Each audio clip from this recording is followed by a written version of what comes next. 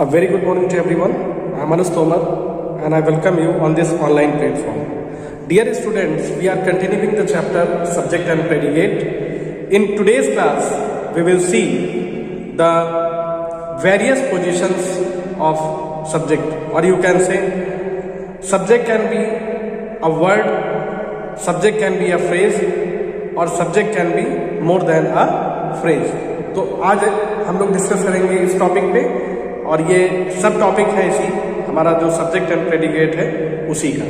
तो आइए शुरू करते हैं सब्जेक्ट एंड प्रेडिकेट। तो सबसे पहले तो हम टॉपिक लिखेंगे, दिखाई दे रहा होगा,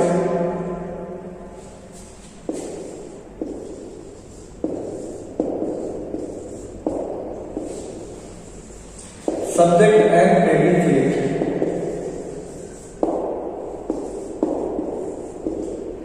तो सब्जेक्ट प्रेडिकेट जो हमारा है, हमने जैसा बताया कि subject can be a word. कैसे आप पहचानेंगे कि सब्जेक्ट है? तो पहला जो हमारा है, subject can be a word, एक वर्ड भी हो सकता है। अब इसके कुछ एग्जाम्पल्स हम लोग देखेंगे।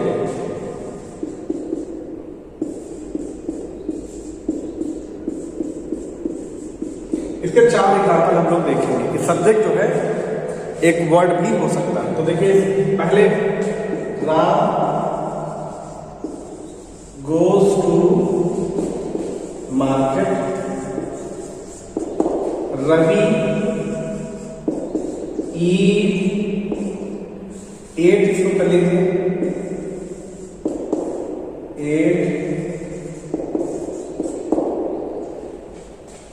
रवि एट मैंगोज, ये आपका हो गया। नेक्स्ट हमारा है दे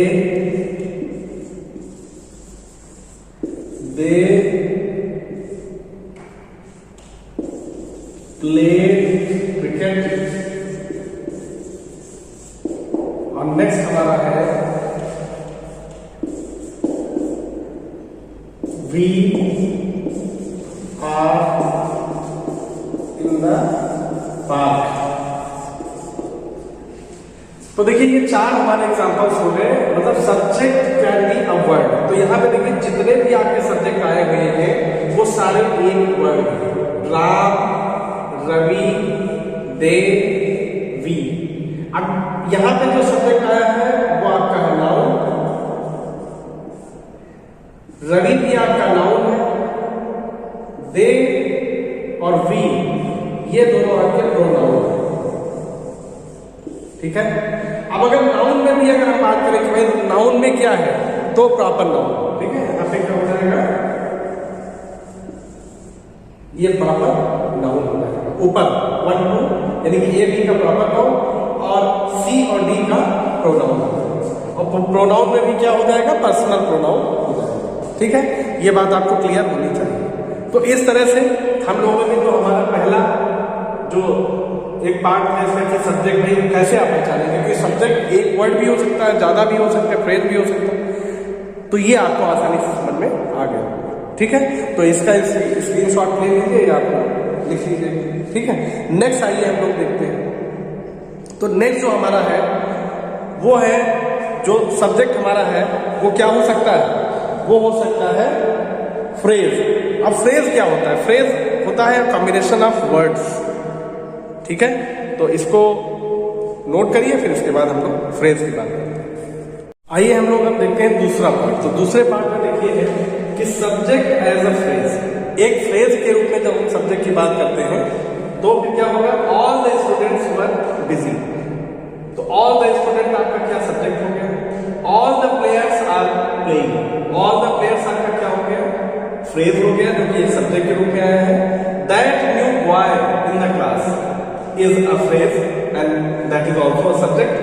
this old man is weak, तो दिस ओल्ड मैन क्या है आपका, ये भी फ्रेज है।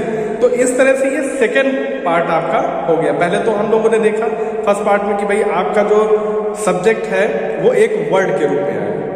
यहाँ पे आपका जो सब्जेक्ट आया है वो किस रूप में आया है, यहाँ पे जो आपका सब्जेक्ट आया है as a phrase. And what is the definition of phrase? A combination of words which gives incomplete sense is called a phrase. ठीक है, तो फ्रेज के रूप में यहाँ पे आ गया, तो आसानी से आप पहचान सकते हैं। और कैसे, एक और तरीका हम आपको बताते हैं। ठीक है, एक तरीका ये भी है कि कोई भी कितना भी बड़ा सब्जेक्ट हो, कितना भी छोटा सब्जेक्ट हो, वो पूरा सब्जेक्ट ही माना जाता है जब तक कि हेल्पिंग वर्ब या वर्ब ना आ जाए।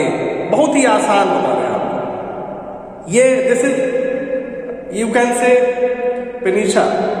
पेनिशा मीन्स क्या होता है? रामबाण। यानी कि ये जो हम बता रहे हैं आपको, ये आपका कंप्लीशन लेवल तक आपका काम करेगा।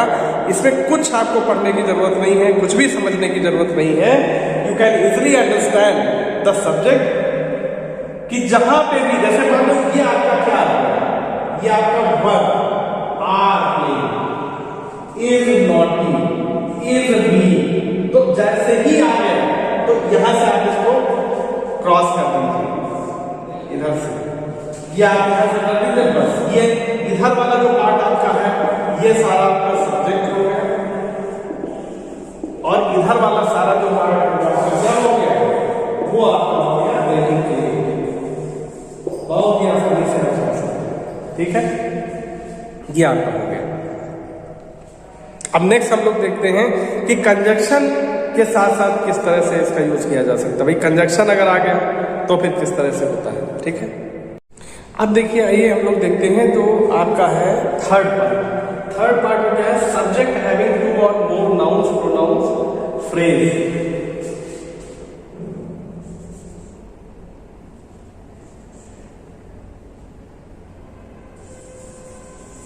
Phrase joined by a conjunction.